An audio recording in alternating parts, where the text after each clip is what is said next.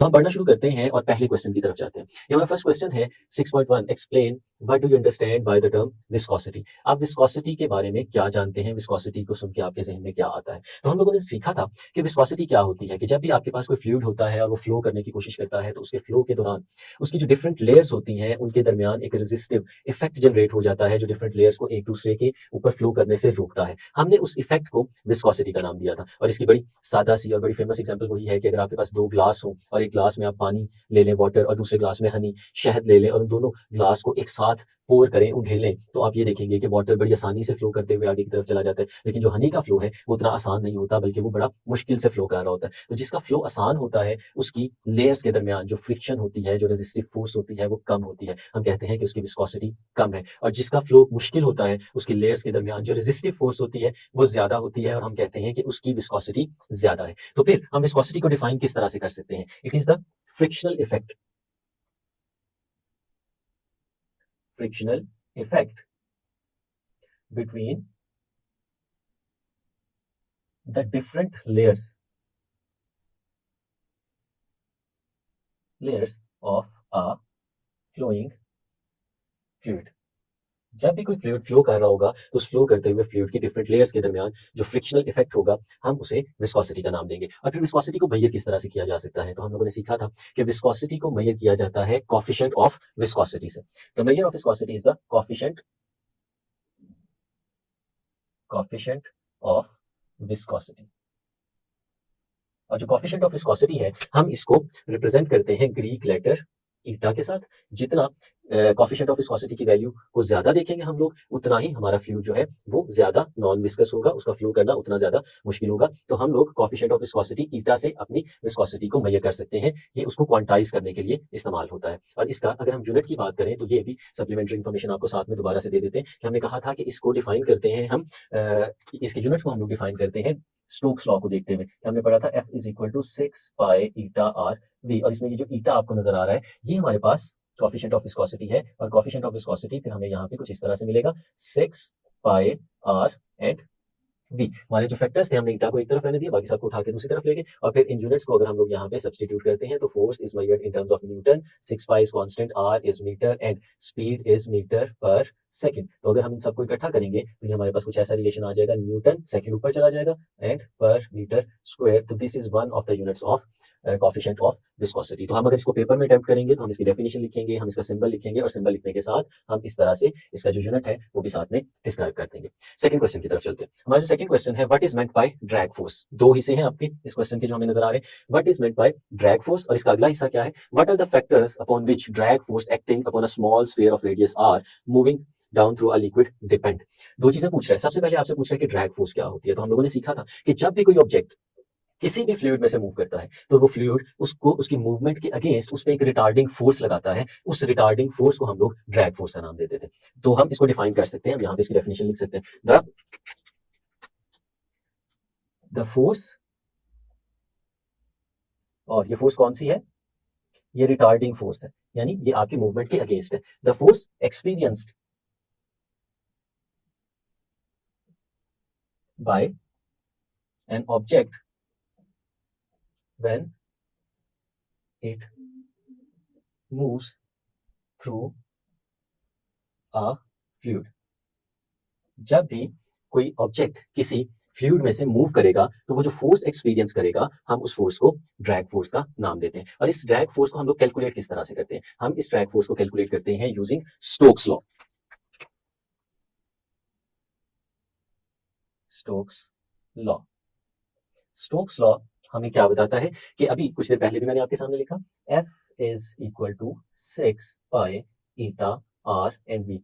ये हमारे पास रिलेशन है स्टोक्स लॉ का। अब इस क्वेश्चन के सेकंड हाफ की तरफ जाते हैं। क्या लिखा हुआ है? What are the factors upon which drag force acting upon a small sphere of radius r moving down through a liquid depend. ये ड्रैग फोर्स कौन कौन से फैक्टर्स पे डिपेंड करती है? तो ये स्टोक्स लॉ हमें बताता है कि ये कौन कौन से फैक्टर्स पे डिपेंड करती है। सबसे पहले अगर हम देखें तो स्फीयर की बात हो रही है और जिस फ्लूइड में से वो मूव कर रहा है उसकी विस्कोसिटी को इन terms of coefficient of viscosity देखा गया। तो ड्रैग फोर्स सबसे पहले डिपेंड करती है कोएफिशिएंट ऑफ विस्कोसिटी ईटा के ऊपर, यानी आपके फ्लूइड की विस्कोसिटी जितनी ज्यादा होगी आपका ऑब्जेक्ट भी उतनी ही ज्यादा फोर्स यहाँ पे एक्सपीरियंस करेगा। उसके बाद ये डिपेंड करती है आपके रेडियस ऑफ द स्फीयर के ऊपर वो जो पार्टिकल मूव कर रहा है उसका रेडियस कितना है। अगर उसके उस पार्टिकल का रेडियस ज्यादा होगा तो जो वो फोर्स एक्सपीरियंस करेगा वो भी ज्यादा होगी, और अगर इसका रेडियस कम होगा तो जो वो फोर्स एक्सपीरियंस कर रहा है वो फोर्स भी कम होगी। और तीसरी चीज जिसपे ये डिपेंड करता है वो है स्पीड, वी। हम लोग इस रिलेशन से इसको भी देख रहे हैं। तो जितनी ज्यादा स्पीड होती जाएगी हमारे ऑब्जेक्ट की जो किसी फ्लूइड में से मूव कर रहे हैं, उतनी ही ज्यादा वो फोर्स एक्सपीरियंस करेगा। तो तीन फैक्टर्स हैं जिन पे हमारी ड्रैग फोर्स डिपेंड करती है। वो फैक्टर्स हैं, सबसे पहले कोएफिशिएंट ऑफ विस्कोसिटी, जितनी विस्कोसिटी ज्यादा उतनी फोर्स ज्यादा। दूसरा आपका radius of the spherical particle, जितना रेडियस ज्यादा उतनी ज्यादा फोर्स एक्सपीरियंस करेगा। और तीसरा स्पीड, जितनी ज्यादा स्पीड होगी, ये रिलेटिव स्पीड होती है। ये आप लोगों को स्टूडेंट्स पता होना चाहिए कि आपका फ्लूइड मूव करे या आपका ऑब्जेक्ट फ्लूइड के अंदर से मूव करे या इन दोनों के दरमियान रिलेटिव स्पीड हो, तो हम उस रिलेटिव स्पीड को यहाँ पे यूज करते हैं, और रिलेटिव स्पीड के साथ भी इसका डायरेक्ट रिलेशन होता है। स्टूडेंट्स आगे चलते हैं और थर्ड क्वेश्चन को देखते हैं। थर्ड क्वेश्चन है हमारा, why fog droplets appear to be suspended in air. जो फॉग के ड्रॉपलेट हैं वो हवा में सस्पेंडेड यानी मुअल्लक हमें क्यों नजर आ रहे होते हैं। हम देखते हैं कि सर्दियों के मौसम में जब धुंध बहुत ज्यादा होती है, फॉग बहुत ज्यादा होती है, तो फॉग इस तरह से फील होता है कि जैसे एयर के अंदर सस्पेंड हो चुकी है। फॉग के पार्टिकल्स नीचे नहीं गिर रहे, बल्कि फॉग के जो ड्रॉपलेट्स हैं वो हवा में सस्पेंडेड है, वो काफी अर्सा वहां पे रहते हैं और फिर आहिस्ता आहिस्ता नीचे आते हैं। तो क्वेश्चन ये है कि फॉग के ड्रॉपलेट हमें सस्पेंडेड क्यों नजर आते हैं, क्यों ऐसा लगता है कि फॉग के ड्रॉपलेट सस्पेंडेड है। अब इसको हम उस वक्त समझ सकेंगे जब हमें टर्मिनल वेलोसिटी का कॉन्सेप्ट दोबारा याद आएगा। हमने सीखा था कि जब कोई ऑब्जेक्ट ऊपर से नीचे की तरफ गिरता है, कि जैसे इस केस में वो फॉग का ड्रॉपलेट है, तो नीचे गिरते हुए कंटिन्यूअसली उसकी स्पीड इंक्रीज करती जाती है। स्पीड के इंक्रीज करने से क्या होता है, हमने अभी देखा पिछले क्वेश्चन में भी कि जैसे जैसे स्पीड इंक्रीज करेगी वैसे वैसे उस पर लगने वाली जो ड्रैग फोर्स है वो भी बढ़ती जाती है। और अगर ये एक ड्रॉपलेट हो जो नीचे की तरफ गिर रहा हो, तो नीचे की तरफ उसको गिराने वाली जो फोर्स है वो उसका वेट है, और इसकी मूवमेंट के अगेंस्ट इस पे जो फोर्स लगती है वो ड्रैग फोर्स कहलाती है। तो एक टाइम ऐसा भी आता है कि जब इस पे वेट और ड्रैग फोर्स दोनों आपस में इक्वल हो जाते हैं, उस वक्त आपका ड्रॉपलेट नीचे की तरफ एक्सेलरेट करना छोड़ देता है, बल्कि एक कांस्टेंट वेलोसिटी के साथ नीचे की तरफ गिरना शुरू कर देता है। उस कांस्टेंट वेलोसिटी को हम लोगों ने टर्मिनल वेलोसिटी का नाम दिया था। और वो टर्मिनल वेलोसिटी को कैलकुलेट करने के हमारे पास ये दो एक्सप्रेशंस हैं जो यहाँ पे मैंने आपके सामने लिखे हुए हैं। एक ये एक्सप्रेशन है और फिर उसके बाद ये एक फाइनल एक्सप्रेशन हमारे पास मौजूद था। हम इन दोनों एक्सप्रेशंस को यूज करेंगे और इस क्वेश्चन को आंसर करेंगे। अगर हम इस पहले वाले एक्सप्रेशन को देखते हैं तो इसमें हमें नजर आ रहा है कि हमारी जो टर्मिनल वेलोसिटी है, यानी वो वेलोसिटी जिससे हमारा फॉग का ड्रॉपलेट नीचे की तरफ गिर रहा है, वो इन फैक्टर्स पे डिपेंड कर रही है। अगर हम कंसीडर ये करते हैं 6 पाई तो वैसे ही कांस्टेंट है, हमारी जो कोएफिशिएंट ऑफ विस्कोसिटी और रेडियस ऑफ ड्रॉपलेट है ये चेंज नहीं होते, ये दोनों चीजें भी कांस्टेंट रहती हैं, तो ये सारा फैक्टर कांस्टेंट हो जाता है सिवाय mg के, जो कि वेट होता है। तो हम लोग बाकी सबको कांस्टेंट कंसीडर करते हुए कह सकते हैं कि terminal velocity is directly proportional to weight, यानी जितना वेट ज्यादा होगा उतनी ही टर्मिनल वेलोसिटी भी ज्यादा होगी, और अगर वेट कम हो जाएगा तो टर्मिनल वेलोसिटी भी कम हो जाएगी। इसका मतलब ये है कि आपका जो फॉग का ड्रॉपलेट नीचे की तरफ गिर रहा है, अगर उसका वेट बहुत थोड़ा कर दिया जाए तो उसकी गिरने की जो वेलोसिटी है वो भी बहुत थोड़ी हो जाएगी। और हमें पता है कि फॉग का जो ड्रॉपलेट होता है वो तो बहुत छोटा होता है, उसका वेट तो बहुत ज्यादा कम होता है, तो वेट कम होने की वजह से उसकी टर्मिनल वेलोसिटी बहुत ज्यादा कम हो जाती है। मैंने एग्जांपल लेक्चर में भी दी थी कि फॉर एग्जांपल आप समझ लें कि उसकी जो वेलोसिटी है वो है 2 सेंटीमीटर पर आवर। तो 2 centimetre per hour terminal velocity कम होने का क्या मतलब है कि वो 1 घंटे के अंदर सिर्फ वर्टिकली 2 सेंटीमीटर का डिस्टेंस फॉल करेगा। तो ये डिस्टेंस तो बहुत कम है। इतना कम डिस्टेंस तो हम जब उसे ऑब्जर्व करने की कोशिश करेंगे तो हमें तो ऐसे ही फील होगा कि वो नीचे नहीं गिरा बल्कि वो सस्पेंड हो गया। इसलिए बहुत थोड़ा वेट होने की वजह से हमारी टर्मिनल वेलोसिटी फॉग के ड्रॉपलेट की बहुत कम होती है, इसलिए वो हमें गिरते हुए जो है वो फिर भी सस्पेंडेड फील होता है, क्योंकि उसकी गिरने की वेलोसिटी बहुत कम होती है। इसी चीज को हम यहाँ से भी देख सकते हैं। अगर आप इन सारे फैक्टर्स को कांस्टेंट कंसीडर करें तो हमारी जो टर्मिनल वेलोसिटी है that is directly proportional to r square. Radius के साथ उसका डायरेक्ट रिलेशन है, यानी अगर आपका रेडियस ज्यादा हो जाए तो आपकी टर्मिनल वेलोसिटी ज्यादा हो जाएगी, और अगर आपका रेडियस कम हो जाए तो आपकी टर्मिनल वेलोसिटी भी कम हो जाएगी। अब हम लोगों को यहाँ पे पता है कि हमारे पास जो फॉग का ड्रॉपलेट है उसका रेडियस बहुत छोटा होता है, वो एक स्फेरिकल पार्टिकल है लेकिन बहुत स्मॉल साइज का स्फेरिकल पार्टिकल है। तो आर क्योंकि बहुत कम है तो उस आर की वजह से जो हमारी टर्मिनल वेलोसिटी है वो भी बहुत ज्यादा कम हो जाएगी। यानी दो चीजें हैं जिसमें हमारी टर्मिनल वेलोसिटी कम हो रही है, एक तो उसका वेट और दूसरा उसका रेडियस। क्योंकि हमारे फॉग के ड्रॉपलेट का वेट भी बहुत कम है और उसका जो रेडियस है वो भी बहुत कम है, तो इन दोनों चीजों के बहुत कम होने की वजह से जो हमारी टर्मिनल वेलोसिटी है वो भी बहुत कम हो जाती है। इतनी कम हो जाती है कि हमारा पार्टिकल हमें एयर में सस्पेंडेड फील हो रहा होता है। तो स्टूडेंट आगे चलते हैं अपने नेक्स्ट क्वेश्चन की तरफ। क्वेश्चन है हमारा 6.4, explain the difference between laminar flow and turbulent flow. दो तरह के फ्लोज के दरमियान आपने फर्क बताना है कि लेमिनार फ्लो क्या होता है और टर्बुलेंट फ्लो क्या होता है। तो हम लोगों ने इसको बड़ी डिटेल में डिस्कस किया हुआ है। अगर आप पूरी डिटेल में इसको समझना चाहते हैं तो उस लेक्चर को देख लें जिसमें हमने इनकी डेफिनेशन भी दी और एग्जांपल्स को भी डिस्कस किया हुआ है। तो इस शॉर्ट क्वेश्चन के रेफरेंस में अगर हमने बताएं तो लेमिनार फ्लो क्या होता है, हम लोगों ने सीखा था कि अगर कोई फ्लूइड इस तरह से फ्लो करे कि उसके फ्लो के दौरान हर पीछे से आने वाला पार्टिकल एक्जैक्टली उस पाथ को फॉलो करे, उस पाथ से गुजरे जिस पाथ से उससे पहले जाने वाले पार्टिकल्स गुजर चुके थे, तो इस तरह के फ्लो को हम लोग लेमिनार फ्लो कहते हैं। ये एक स्टेडी फ्लो होता है, यानी अगर आपके फ्लूइड का फ्लो एक स्टेडी स्टेडी फ्लो हो या हम इसे कह सकते हैं एक स्मूथ फ्लो हो, तो स्टेडी या स्मूथ फ्लो को हम लोग लेमिनार फ्लो कहते हैं। और फिर टर्बुलेंट फ्लो क्या होता है, तो हमें इन दोनों के डिफरेंस में पता होना चाहिए कि एक स्टेडी फ्लो तो टर्बुलेंट फ्लो कहलाएगा, लेकिन एक अनस्टेडी फ्लो जो है वो हमारे पास टर्बुलेंट फ्लो कहलाता है। ये एक इररेगुलर फ्लो होता है, इसमें कोई स्मूथनेस नहीं होती, इररेगुलर फ्लो। तो इसमें हमें कोई स्मूथनेस नहीं नजर आती, पार्टिकल्स का जो पाथ होता है वो अनप्रिडिक्टेबल होता है, वो एक सर्टन स्ट्रीमलाइन को फॉलो नहीं करते, बल्कि वो रैंडम अपनी मूवमेंट को एक जगह से दूसरी जगह कर सकते हैं। और इसकी एग्जांपल्स भी हम लोगों ने डिस्कस की थी कि अगर आपके पास एक कैंडल मौजूद हो और उस कैंडल को आप उसका फ्लेम जलाएं, तो हम लोग देखते हैं कि उसके फ्लेम से ऊपर की तरफ धुआं उठ रहा होता है। और अगर उस स्मोक को देखें तो वो स्मोक जब ऊपर की तरफ जा रहा होता है, राइज कर रहा होता है, तो शुरू में तो आपको बड़ी एक स्मूथ सी स्ट्रीम ऑफ फ्लूइड ऊपर की तरफ जाते हुए नजर आती है, लेकिन जैसे ही वो कुछ फासला ऊपर की तरफ तय करता है तो वहां पे आपको रैंडमनेस और फ्लिकरिंग और जो धुआं है वो बिखरता हुआ नजर आता है। तो यहाँ पे अगर उसके शुरू वाले इनिशियल पार्ट की बात करें जिसमें आपका फ्लो बहुत ज्यादा स्मूथ था, तो हम उसको लेमिनार फ्लो का नाम दे सकते हैं। लेकिन जहां पे वो डिस्टर्बेंस थी और पार्टिकल का जो पाथ था वो इरेगुलर हो गया था, तो उस हिस्से को हम लोग टर्बुलेंट फ्लो का नाम दे सकते हैं। इसी तरह अगर कोई आपके पास स्ट्रीम लाइंस हैं, तो उन स्ट्रीम लाइंस में फ्लो करते हुए फ्लूइड के रास्ते में अगर आप कोई रुकावट रख दें और जिससे वो टकरा के बिखरना शुरू कर दें, उसमें स्प्लैशिंग होना शुरू हो जाए, तो वो भी एक टर्बुलेंट फ्लो की हमारे पास एग्जांपल आ जाती है। तो नेक्स्ट क्वेश्चन की तरफ चलते हैं जो कि है 6.5। क्या है question? State the Bernoulli's relation for a liquid in motion and describe some of its applications. तो बर्नौलीज इक्वेशन क्या है, बर्नौली का रिलेशन क्या है, सबसे पहले ये बताना है हम लोगों ने, और उसके बाद उसकी कुछ एप्लीकेशंस को डिस्कस करना है। तो बर्नौलीज रिलेशन हम लोगों ने पढ़ा था, आपके सामने लिखता हूं कि pressure plus half rho v square plus rho g h is equal to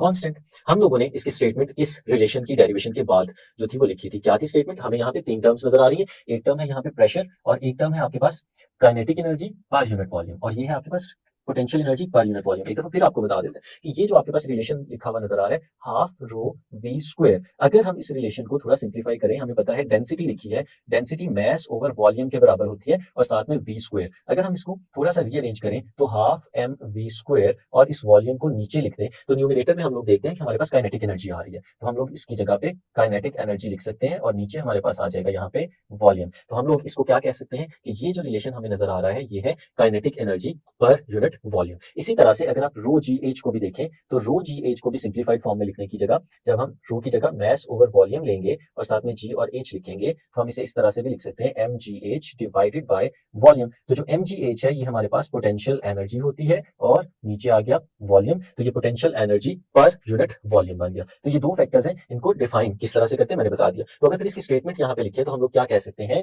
some of pressure kinetic energy per unit volume and potential energy per unit volume remains constant. तो स्टूडेंट्स ये है हमारे पास स्टेटमेंट बर्नौलीज रिलेशन की। तो पहला हमारा हिस्सा इस क्वेश्चन का कंप्लीट हो गया। उसके बाद लिखा हुआ है describe some of its applications. हमने इसकी कुछ एप्लीकेशंस को डिस्क्राइब करना है, बताना है कौन कौन सी एप्लीकेशंस हो सकती हैं। तो हमने एक पूरा आर्टिकल इस चैप्टर का देखा था जो कि सिर्फ यही था, एप्लीकेशंस ऑफ बर्नौलीज इक्वेशन। तो हम उन एप्लीकेशंस को यहाँ पे स्टेट करेंगे, क्योंकि ये एक शॉर्ट क्वेश्चन है, तो शॉर्ट क्वेश्चन में हम हर एक एप्लीकेशन को अलग अलग एक्सप्लेन नहीं कर सकते, हम उन्हें इनलिस्ट कर सकते हैं और हम सारी एप्लीकेशंस के बारे में बता सकते हैं कौन कौन सी इसकी एप्लीकेशंस थी। हम लोगों ने इसकी एप्लीकेशंस में देखा था, टॉर्रिचेलिस थ्योरम को देखा हमने, प्रेशर और स्पीड के दरमियान रिलेशन को देखा, हम लोगों ने ब्लड के फ्लो को देखा। तो अगर हम उसको प्रैक्टिकल एग्जांपल्स के अंदर मोल्ड करके लिखें तो हम लोगों ने देखा कि lift off an airplane,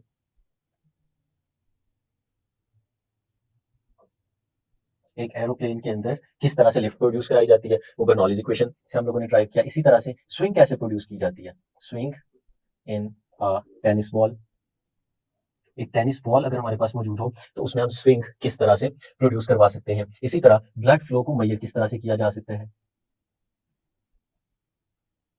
blood flow को किस तरह से मेजर किया जा सकता है। इसी तरह चिमने का प्रिंसिपल था, इसी तरह से हमारे पास कार्बोरेटर की वर्किंग थी और हमने स्प्रे और पेंट बॉटल्स के अंदर से जो लिक्विड को बाहर निकालते हैं वो किस तरह से किया था। तो बहुत सारी एप्लीकेशंस हैं जिसको हम लोग यहाँ पे स्टेट कर सकते हैं, डिस्क्राइब कर सकते हैं। तो ये है स्टूडेंट्स हमारे पहले 5 क्वेश्चन। तो स्टूडेंट्स आज स्टार्ट करते हैं अपना 6th शॉर्ट क्वेश्चन। बड़ा ही इंटरेस्टिंग शॉर्ट क्वेश्चन है। देखें आपके सामने स्टेटमेंट लिखी है, person is standing near a fast moving train, is there any danger that he will fall towards it. एक इंसान है जो एक तेजी से मूव करती हुई ट्रेन के पास खड़ा है और क्वेश्चन ये पूछा जा रहा है क्या कोई ऐसा खतरा तो नहीं है कि वो पर्सन उस ट्रेन की तरफ गिर जाए। तो हम इसको थोड़ा सा एक्सप्लेन करते हैं यहाँ पे। लेट्स सपोज ये आपके पास एक ट्रैक है जिस ट्रैक के ऊपर आपकी ट्रेन मूव करते हुए आगे की तरफ जा रही है और एक पर्सन है जो इस जगह पे खड़ा हुआ है, हम उनका टॉप व्यू देख रहे हैं, ऊपर से देख रहे हैं। अगर ये ट्रेन बड़ी ज्यादा स्पीड से मूव करती हुई अगर हम इस प्लेन को सामने रखें तो डाउनवर्ड्स डायरेक्शन में मूव करती है। ये जैसे मैंने बताया ये आपका टॉप व्यू है, हम ऊपर से देख रहे हैं। तो आपकी अगर ट्रेन मूव करते हुए आगे की तरफ जाती है इस डायरेक्शन में, तो हमें पता है कि ये जो पर्सन यहाँ पे खड़ा है और जो ट्रेन है इन दोनों के दरमियान में एयर मौजूद है। अब जब ट्रेन मूव करेगी तो ट्रेन की मूवमेंट से क्या होगा, अपने साथ साथ, क्योंकि एक फास्ट मूविंग ट्रेन है तो वो अपने साथ अपने इर्द गिर्द मौजूद एयर को भी ड्रैग करते हुए साथ साथ आगे की तरफ ले जाएगी। तो होगा क्या कि इस पर्सन और इस ट्रेन के दरमियान में जो एयर मौजूद है वो भी ट्रेन के साथ ड्रैग होते हुए आगे की तरफ मूव करना शुरू कर देगी। तो अब अगर आप इमेजिन करें तो आप कह सकते हैं कि ये जो पर्सन और ट्रेन के दरमियान वाला हिस्सा है और एक जो पर्सन के इस तरफ वाला हिस्सा है, इन दोनों के दरमियान में एयर की स्पीड्स के दरमियान में फर्क आ जाएगा। यहाँ पे अगर एयर की स्पीड को v1 कहूं और यहाँ पे एयर की स्पीड को v2 का नाम दें तो v1 डेफिनेटली v2 से बहुत ज्यादा होगी। तो स्पीड जहां पे ज्यादा हो जाती है, हम लोगों ने सीखा था बर्नौलीज थ्योरम की एप्लीकेशन के अंदर, क्या where the speed is high, where the speed is high the pressure will be low. जहां स्पीड ज्यादा हो जाएगी वहां पे प्रेशर कम हो जाएगा। तो इसका मतलब ये हुआ कि अगर हम लोग यहाँ पे P1 प्रेशर कंसीडर करें और यहाँ पे P2 प्रेशर कंसीडर करें तो P1 स्पीड के ज्यादा होने की वजह से कम हो जाएगा और P2 प्रेशर ज्यादा हो जाएगा। तो वो जो एयर ज्यादा प्रेशर वाले रीजन में मौजूद है वो एक फोर्स एक्सर्ट कर सकती है आपके इस पर्सन पे जो ट्रेन के करीब खड़ा है। तो ये वो फोर्स जो है और वो जो प्रेशर है वो इस पर्सन को ट्रेन की तरफ धकेल सकता है और ये बंदा ट्रेन पे गिर सकता है। तो क्वेश्चन क्या था, a person is standing near a fast moving train, is there any danger that he will fall towards it. तो इसका आंसर क्या होगा, जी बिल्कुल, ये जो पर्सन है ये वाकई ही ट्रेन की तरफ गिर सकता है। क्यों, क्योंकि ट्रेन और पर्सन के दरमियान में जो स्पीड ऑफ फ्लूइड है वो ज्यादा है और वहां पे प्रेशर कम है as compare to the back side of the person. तो हम लोग इसके आंसर में क्या कह सकते हैं कि ये स्टेटमेंट है जो हम बेस बनाते हैं अपने आंसर को। Yes, the person is in danger to fall towards the train because the pressure between the person and the train is low because of the high speed of air between them। तो क्या कह सकते हैं हम कि person वाकई ही danger में होगा और वो ट्रेन की तरफ गिर सकता है क्योंकि ट्रेन और उस पर्सन के दरमियान में जो एयर मौजूद है उसकी स्पीड ज्यादा होने की वजह से प्रेशर कम हो चुका है। तो नेक्स्ट क्वेश्चन की तरफ चलते हैं जो कि है 6.7। क्या है, identify the correct answer. Correct answer आपने बताना है। What do you infer from Bernoulli's theorem. Bernoulli's theorem से आप क्या रिजल्ट अखज कर सकते हैं।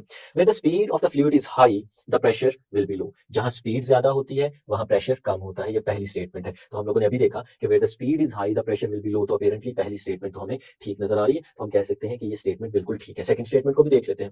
Where the speed of fluid is high the pressure is also high. जहां स्पीड ज्यादा है वहां प्रेशर भी ज्यादा है। तो ये तो बर्नौलीज थ्योरम के अगेंस्ट जाती है, इस वजह से हम इसको करेक्ट कंसीडर नहीं कर सकते। और जो थर्ड स्टेटमेंट हमें नजर आ रही है, this theorem is valid only for turbulent flow of the liquid. अब यहाँ पे ये दो जगहों पे वायलेट करती हुई नजर आ रही है।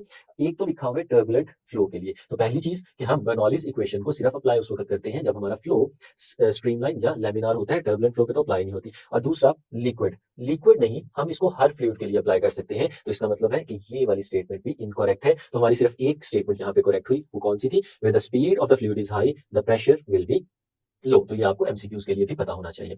नेक्स्ट क्वेश्चन की तरफ चलते हैं 6.8। Two robots moving parallel in the same direction are pulled towards each other, explain. वो कहते हैं दो बोट्स हैं जो एक ही डायरेक्शन में मूव करते हुए आगे की तरफ जा रही हैं और क्या होता है वो एक दूसरे की तरफ पुल्ड हो जाती है, एक दूसरे की तरफ खींची चली जाती है। इसकी क्या वजह है, एक्सप्लेन करें। लेट्स सपोज हमारे पास दो बोट्स हैं, ये मैं आपके सामने एक बोट बना रहा हूँ।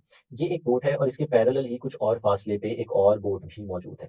ये दो बोट्स हैं और ये दोनों boats let's consider according to the situation given here कि ये एक ही डायरेक्शन में मूव कर रही है, ये वाली बोट भी इस तरफ मूव कर रही है और ये वाली बोट भी इस डायरेक्शन में मूव कर रही है। ये हम दोनों बोट्स का टॉप व्यू देख रहे हैं, जिसमें दोनों बोट्स एक ही डायरेक्शन में आगे की तरफ मूव करती जा रही है और जाहिर सी बात है ये बोट्स वाटर के अंदर मूव कर रही होंगी, पानी में मूव करते हुए आगे की तरफ जा रही होंगी। अब होगा क्या, इमेजिन करें कि ये वाली बोट जब लिक्विड में से मूव करेगी तो उस लिक्विड की मोशन पे क्या इफेक्ट डालेगी। आप इसको इस तरह से देख सकते हैं कि अगर आप एक पानी के पूल के अंदर मौजूद हो, स्विमिंग पूल में आप मौजूद हो और आप अपनी बॉडी का एक 3/4 हिस्सा जो है पानी के अंदर लेके पानी को धक्का लगाते हुए आगे की तरफ मूव कर रहे हो, यानी आप पानी में से आगे की तरफ मूव कर रहे हो। तो जब आप पानी में से चलते हुए आगे की तरफ मूव करेंगे तो आप ये चीज कंसीडर करेंगे, आपको चीज नजर आएगी, ऑब्जर्व करेंगे कि पानी भी आपके साथ थोड़ा थोड़ा वेव्स की शक्ल में आगे की तरफ मूव कर रहा है। यानी जब आप पानी में से मूव करेंगे आगे की तरफ जाएंगे तो आप पानी के कुछ हिस्से को अपने साथ ड्रैग करते हुए आगे की तरफ ले जाएंगे। बिल्कुल उसी तरह से जैसे ये ट्रेन जब एयर में से मूव करते हुए आगे की तरफ जा रही थी तो अपने साइडों से जो कुछ हवा थी उसको साथ में ड्रैग करते हुए आगे लेके जा रही थी। तो यही काम इधर भी होगा कि जब ये दो रोबोट्स आगे की तरफ मूव करेंगी तो ये वाली रोबोट और ये वाली दोनों बोट्स जब आगे की तरफ जाएंगी तो अपने साथ मौजूद वाटर को भी ड्रैग करते हुए आगे की तरफ लेके चलती चली जाएंगी। अब जब वाटर भी इनके साथ ड्रैग होता हुआ आगे की तरफ जा रहा है तो फिर दो जगहों पे हमने उस वाटर की मूवमेंट देखा। क्योंकि ये दो बोट्स एक दूसरे से कुछ फासले पे हैं तो इनके दरमियान में जो लिक्विड या वाटर मौजूद है उस वाटर को दोनों रोबोट्स खींच रही है। ये वाली रोबोट भी ड्रैग करते हुए आगे की तरफ लेके जा रही है जिसे मैं 1 कह देता हूँ, ये जो 2 जिसको मैंने नाम दिया है ये भी उसे आगे की तरफ लेके जा रही है। तो होगा क्या, तो इन दोनों रोबोट्स के दरमियान में जो वाटर है वो ज्यादा स्पीड के साथ आगे की तरफ मूव करना शुरू कर देगा क्योंकि दोनों बोट्स उसे ड्रैग करते हुए आगे लेके जा रही है। और अगर इनकी साइड की बात करें तो इस साइड पे सिर्फ एक बोट वाटर को ड्रैग कर रही है। इसका मतलब है यहाँ पे थोड़ी सी स्पीड तो बढ़ेगी लेकिन जो दरमियान में स्पीड इंक्रीज हो रही है वो बहुत ज्यादा है। तो हमें पता है कि जहाँ पे स्पीड ऑफ फ्लूइड या लिक्विड या इस केस में वाटर ज्यादा हो जाती है वहां पे प्रेशर कम हो जाता है। तो इस केस में फिर क्या होगा कि इन दोनों बोट्स के दरमियान वाले प्रेशर को अगर मैं P1 का नाम दे दूं और इन दोनों बोट्स के साइड वाले प्रेशर को अगर मैं P2 का नाम दे दूं तो P1 क्योंकि दरमियान में स्पीड ऑफ फ्लूइड ज्यादा है तो P1 कम हो गया होगा तो बाहर वाला जो ज्यादा प्रेशर है वो इस वाटर को जो इसकी साइडों पे मौजूद है वो इस वाटर को अंदर की तरफ धकेलेगा और दोनों बोट्स जो पैरेलल जा रही थी वो एक दूसरे की डायरेक्शन में पुल हो जाएंगी और देयर इज पॉसिबिलिटी कि वो पुल होकर एक दूसरे से टकरा भी जाए। और यहाँ पे भी वही चीज यूज हुई where the speed of fluid is high the pressure will be low. तो हम इसके आंसर में भी ये स्टेटमेंट लिख सकते हैं और एक्सप्लेन कर सकते हैं कि दो रोबोट्स के दरमियान में लिक्विड की स्पीड ज्यादा हो गई थी और साइडों पे स्पीड कम थी, इसलिए दरमियान में प्रेशर कम हो गया और साइडों वाले ज्यादा प्रेशर ने उन दोनों बोट्स को एक दूसरे की तरफ धकेल दिया, इसलिए वो एक दूसरे की तरफ चली गई। तो ये तो था हमारा क्वेश्चन नंबर 8। अब चलते हैं अपने क्वेश्चन नंबर 9 की तरफ। क्या लिखा हुआ है, explain how the swing is produced in a fast moving cricket ball. इस क्वेश्चन में कुछ कीवर्ड्स हैं जिनको आपको जहन में रखना है। एक तो लिखा हुआ है फास्ट मूविंग कि आपका बॉल जो है वो तेजी से मूव कर रहा है और दूसरी बात हो रही है क्रिकेट बॉल की। ये क्वेश्चन आपकी बुक में दिए गए एक और क्वेश्चन से थोड़ा सा डिफरेंट है। जब हम एप्लीकेशंस को देख रहे थे तो हमने सेकंड एप्लीकेशन जो बर्नौलीज थ्योरम की देखी थी उसमें देखा था कि एक टेनिस बॉल के अंदर स्विंग किस तरह से प्रोड्यूस होती है। अक्सर स्टूडेंट्स ये मिस्टेक करते हैं कि वो जो टेनिस बॉल की स्विंग होती है उसी का आंसर यहाँ पे भी इसका आंसर में लिख देते हैं। तो ये बिल्कुल डिफरेंट सिनेरियोज हैं। टेनिस के बॉल में और फास्ट मूविंग क्रिकेट बॉल की स्विंग के अंदर बहुत ज्यादा डिफरेंस होता है। अगर आप टेनिस बॉल की स्विंग को देखना चाहते हैं तो हम लोगों ने उसको पहले पिछले लेक्चर्स में एक्सप्लेन किया हुआ है, आप उस लेक्चर में जाके वो टेनिस बॉल की स्विंग को देख सकते हैं। यहाँ पे हम लोग जो बात करने जा रहे हैं वो फास्ट मूविंग क्रिकेट बॉल की बात करने जा रहे हैं। अब इसको यहाँ पे हम एक्सप्लेन करेंगे। आपको इसका थोड़ा सा बैकग्राउंड पता होना चाहिए। अगर आप क्रिकेट के बॉल को देखते हैं तो जो नॉर्मली क्रिकेट का बॉल होता है उस बॉल के सेंटर में इस तरह से एक सीम होता है। नॉर्मली जो क्रिकेट का बॉल होता है वो लेदर का बना हुआ होता है और लेदर के 2 पैचेस को या 4 पैचेस को जोड़ा जाता है आपस में एक थ्रेड की मदद से, एक धागे की मदद से, और वो जो धागे की ऊपर एब्रेजन्स होती हैं हम उसे सीम कहते हैं। इस तरह से करके आप लोगों ने अगर क्रिकेट के मैचेस को देखा हो तो आपने उसमें देखा होगा कि जब भी बॉलर बॉल करने के लिए आता है और वो बॉल करता है बैट्समैन को और उसके बाद बॉल वापस उस बॉलर को दी जाती है कि वो दोबारा से नई बॉल करे, तो आपने देखा होगा कि अक्सर कोई एक टीम मेंबर जो है वो एलोकेट किया गया होता है टीम कैप्टन की तरफ से कि जब भी बॉल एक दफा डिलीवर कर दिया जाए तो उसके बाद वो बॉल को पकड़ता है किसी टॉवल की मदद से या अपने ट्राउजर्स के साथ या किसी भी कपड़े के साथ उसको अच्छी तरह से रब करके उसे शाइन कर रहा होता है। तो आप लोगों को ये चीज पता होनी चाहिए कि वो जब भी शाइन करते हैं बॉल को, क्रिकेट के बॉल को, तो उसकी दोनों साइड्स को शाइन नहीं किया जाता। जैसे ये आपको सीम नजर आ रहा है तो सीम की एक साइड और ये 2 साइड, किसी एक साइड को मार्क कर लिया जाता है और फिर उस मार्क साइड को हमेशा शाइन किया जाता है और दूसरी साइड को रफ होने के लिए छोड़ दिया जाता है। क्योंकि ये बॉल लेदर का बना हुआ है तो लेदर का बॉल जितनी दफा बाउंस करेगा उतनी दफा लेदर का कुछ हिस्सा थोड़ा सा रफ होना शुरू हो जाएगा। बिल्कुल उसी तरह से कि जैसे आप लेदर के शूज पहनते हैं तो आपको हर कुछ अरसे के बाद उन्हें पॉलिश करना पड़ता है, डेली भी पॉलिश करना पड़ता है। आप उन्हें पॉलिश करते हैं शूज को और उसमें चमक प्रोड्यूस कराते हैं, और अगर आप उन्हें पॉलिश ना करें तो वो शूज आहिस्ता आहिस्ता रफ होना शुरू हो जाते हैं। तो इस केस में भी यही होता है कि एक साइड को आप बहुत ज्यादा शाइन करते हैं, उसको हमेशा चमकाते रहते हैं, कभी अपने ट्राउजर के साथ रब करके, कभी टॉवल के साथ रब करके, कभी आपने देखा होगा कि वो अपना स्वेट पसीना जो होता है उसको बॉल के ऊपर लगा के उसे शाइन कर रहे होते हैं। तो बॉल की एक साइड को कंटिन्यूअसली शाइन किया जाता है और उसकी एक साइड को रफ होने के लिए छोड़ दिया जाता है। तो जो फास्ट मूविंग क्रिकेट बॉल है, इसमें जो स्विंग है वो सिर्फ उस वक्त प्रोड्यूस होती है जब आपने उस बॉल को अच्छी तरह से तैयार कर लिया हो, यानी उसकी एक साइड बहुत ज्यादा शाइनी हो और उसकी एक साइड के ऊपर रफ पैचेस बन गए हो। अगर एक साइड पे रफ पैचेस होंगे और एक साइड शाइनी होगी और इस फास्ट मूविंग क्रिकेट बॉल को बहुत तेजी से आगे की तरफ फेंका जाएगा, तो उसके मूवमेंट से क्या होगा, जब ये एयर की स्ट्रीम लाइंस में से मूव करते हुए आगे की तरफ जाएगा, तो आप इस चीज को ऑब्जर्व कर सकते हैं कि स्ट्रीम लाइंस कुछ इस तरह से बन रही होंगी। वो जो शाइनी साइड आपको नजर आ रही है, उस शाइनी साइड पे स्ट्रीम लाइंस को डिस्टर्ब करने का कोई जरिया मौजूद नहीं है। स्ट्रीम लाइंस एक दूसरे के करीब करीब रहेंगी, बहुत स्मूथली पास करते हुए आगे की तरफ चल जाएंगे। लेकिन जो साइड आपकी रफ होगी, उस रफ साइड पे जो स्ट्रीम लाइंस होंगी, एक तो उनके दरमियान फासला बहुत ज्यादा हो जाएगा, क्योंकि रफ पैचेस हैं। रफ पैचेस जो है वो एयर के मॉलिक्यूल्स को डिस्टर्ब करेंगे और उनकी स्ट्रीम लाइंस को एक दूसरे से दूर भेजते जाएंगे। और उससे होगा क्या, जो आपको शाइनी साइड नजर आ रही है वहां पे जो स्पीड है और जो रफ साइड पे आपको स्पीड नजर आ रही है, उसमें एक डिफरेंस क्रिएट हो जाएगा। शाइनी साइड वाली स्पीड ज्यादा हो जाएगी और रफ साइड वाली स्पीड कम हो जाएगी, क्योंकि शाइनी साइड पे स्ट्रीमलाइंस एक दूसरे के करीब आ रही है। तो इस वजह से प्रेशर डिफरेंस भी क्रिएट हो जाएगा। हम लोग सीख चुके हैं कि जहां पे स्पीड ज्यादा होती है वहां पे प्रेशर कम हो जाता है। तो इस केस में यहाँ पे स्पीड ज्यादा है, तो यहाँ पे अगर प्रेशर P1 और यहाँ पे प्रेशर P2 हम लोग कहते हैं, तो P1 कम हो जाएगा और P2 ज्यादा हो जाएगा। और P2 ज्यादा होने की वजह से हमारा बॉल जो है उस पर एक प्रेशर लगेगा और वो P1 वाली साइड पे मूव कर जाएगा, यानी बॉल आपका स्विंग कर जाएगा कम प्रेशर वाले रीजन में। यानी अगर आपके एक बॉलर ने बॉल अपने हाथ में पकड़ा हुआ है और उसकी एक साइड शाइनी है और एक रफ है और उसे थ्रो करता है बैट्समैन की तरफ, तो उसमें जिस साइड पे शाइन होगी उस साइड पे फ्लूइड की स्पीड ज्यादा होने की वजह से बॉल मूव करते करते उस साइड की तरफ टर्न हो जाएगा, शाइनी साइड की तरफ मूव कर जाएगा, क्योंकि वहां पे प्रेशर कम है, रफ साइड पे प्रेशर ज्यादा है। और इसके आंसर को अगर हम फिर एक्सप्लेन करें तो बिल्कुल इसी स्टेटमेंट के साथ एक्सप्लेन कर सकते हैं, with the speed of fluid is high the pressure will be low. और क्रिकेट के बॉल में हम एक साइड पे शाइन करने की वजह से उसकी स्पीड फ्लूइड की ज्यादा कर देते हैं और रफ साइड पे स्पीड ऑफ फ्लूइड कम हो जाती है, जिस वजह से हमारा बॉल जो है वो शाइनी साइड की डायरेक्शन में मूव कर जाता है। आपने अगर क्रिकेट के मैचेस देखे हो तो बात पुराने दौर में जब बॉलर बॉल करने के लिए आते थे तो अक्सर वो अपने बॉल को अपने हाथों में छुपा के लेके आते थे। उसको छुपाने की वजह क्या होती थी कि बैट्समैन देख ना सके कि कौन सी साइड जो है वो शाइनी है, क्योंकि जब बॉलर बॉल थ्रो करेगा तो जिस साइड पे बॉल की शाइन होगी बॉल उस डायरेक्शन में मूव करते हुए आगे की तरफ चला जाएगा। तो ये तो था क्वेश्चन नंबर 9। अब हम चलते हैं क्वेश्चन नंबर 10 की तरफ। ये बड़ा इंटरेस्टिंग क्वेश्चन है और इस क्वेश्चन को इंटरेस्टिंग इन्फॉर्मेशन की फॉर्म में हमारी बुक में इसका आंसर भी दे दिया गया है। तो हम इसको देखते हैं। Explain the working of a carburettor of a motor car using Bernoulli's principle. Bernoulli's principle को इस्तेमाल करते हुए एक मोटर कार के कार्बोरेटर की वर्किंग बतानी है। हम लोग जानते हैं कि हमारा जो इंजन है उसके अंदर फ्यूल जलता है और फ्यूल सिर्फ उस वक्त जलाया जा सकता है जब फ्यूल का एक कंबस्टेबल मिक्सचर हमारे पास मौजूद हो। यानी अगर हम अपने इंजन में फ्यूल को विदाउट या in the absence of oxygen fuel को इंजन के अंदर हम इंसर्ट कर दें तो वो फ्यूल हमारा जल नहीं सकता, क्योंकि फ्यूल को जलने के लिए ऑक्सीजन की जरूरत होती है। अब कार्बोरेटर एक ऐसी डिवाइस है जो हमारे इंजन तक एक combustible mixture of fluid combustible mixture of fuel provide करती है। कंबस्टेबल मिक्सचर किस तरह से, अगर आप ये देखें तो ये हमारे पास गैस का एक टैंक है, जिस गैस के टैंक के अंदर हमारे पास गैसोलीन मौजूद है, पेट्रोल मौजूद है, और वो पेट्रोल हम डायरेक्टली इंजन को नहीं देते, बल्कि क्या करते हैं कि यहाँ पे एक वेंचुरी डक्ट आपको नजर आ रही है, यहाँ से एयर फ्लो करा के आगे की तरफ भेजते हैं। अगर आप देखिए तो इस तरह से एयर की स्ट्रीम लाइंस इस रीजन में से पास करते हुए आगे की तरफ जाएंगे।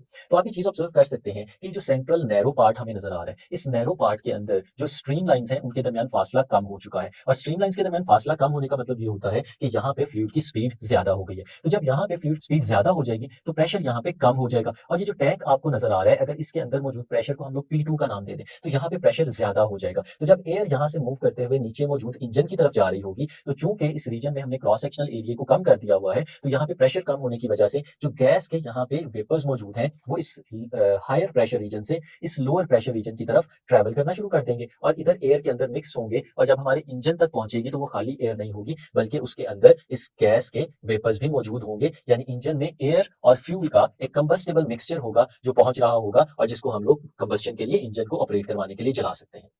तो स्टूडेंट्स अपने नेक्स्ट शॉर्ट क्वेश्चन की तरफ चलते हैं। क्वेश्चन नंबर 11 है, for which position will be maximum blood pressure in the body having the smallest value. आपकी बॉडी का जो सिस्टोलिक प्रेशर है उसकी सबसे छोटी वैल्यू कब हो सकती है। तो चार ऑप्शंस आपको दी गई हैं, स्टैंडिंग अपराइट यानी बिल्कुल सीधा हम खड़े हैं जैसे मैं खड़ा हूं, सिटिंग पोजीशन के अंदर, लाइंग हॉरिजॉन्टली, या standing on one side head, या जैसे आप सर केवल खड़े होते हैं। तो इन चार स्टेट्स में से कौन सी ऐसी स्टेट है जहां पे आपका सिस्टोलिक प्रेशर सबसे कम वैल्यू पे होता है। तो स्टूडेंट्स आपने जहन में रखना है कि सबसे कम वैल्यू आपके सिस्टोलिक प्रेशर की उस वक्त होगी जिस वक्त आप हॉरिजॉन्टल पोजीशन के अंदर मौजूद होंगे। तो लाइन पोजीशन में आपके सिस्टोलिक प्रेशर की वैल्यू सबसे कम होगी। नेक्स्ट क्वेश्चन की तरफ चलते हैं जो कि है 12th। In an orbiting space station would the blood pressure in the major arteries in the leg ever be greater than the blood pressure in the major arteries in the neck. वो कह रहा है अगर आप space station में चले जाएं और वहां पे जाके देखें कि लेग और नेक की जो मेजर आर्टरीज हैं क्या उसके ब्लड प्रेशर में कोई फर्क आएगा, कोई डिफरेंस आएगा। तो इसका आंसर बड़ा सिंपल है, there will be no difference, it will be same, will be same in legs and neck और टांगों में वो सेम रहेगा। और इसकी रीजन क्या है? इसकी रीजन ये है कि एक स्पेस स्टेशन के अंदर हम लोगों ने अपनी फर्स्ट ईयर की बुक के चैप्टर नंबर 5 में ये चीज सीखी थी कि आप जब भी स्पेस स्टेशन के अंदर होते हैं तो वहां पे वेटलेस स्टेट में होते हैं, वहां पे आपकी वेटलेस स्टेट होती है। यहाँ यानी यहाँ वहां पे आपका जो अपेरेंट वेट है वो जीरो हो जाता है, और अपेरेंट वेट जीरो होने की वजह से वहां पे आपकी मेजर आर्टरीज चाहे वो लेग की हो चाहे वो नेक की हो तो हर जगह पे आपका ब्लड प्रेशर सेम रहेगा। तो स्टूडेंट्स ये